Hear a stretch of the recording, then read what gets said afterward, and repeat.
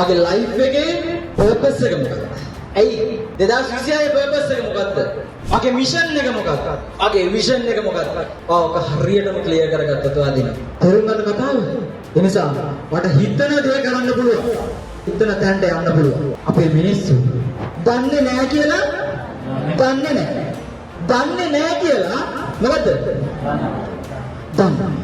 දන්නවා කියලා දන්නවා කොහෙද දන්නේ? උඩුසිතේ.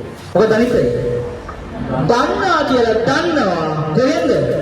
යටිහිතේ. නිසා ඔයාගේ සිත තමයි ඔයාගේ සියල්ල තීරණය වෙන්නේ. ඔයා හිතන විදිහේ හිතන දේවල් ටිකත් එක්ක තමයි එළිය රිසල්ට් එක ක්‍රියාත්මක වෙන්නේ. රිසල්ට් එකට අදාළ පාත්‍රය හැදෙන්නේ. සම්පූර්ණ මතක තියාගන්න. ඔයාගේ ලයිෆ් එකේ මේ තාක් දුර ඇවිල්ලා දෙනවා යම් ඇචීව්මන්ට් එකකට. ඒ හැම දෙයක්ම කවුද?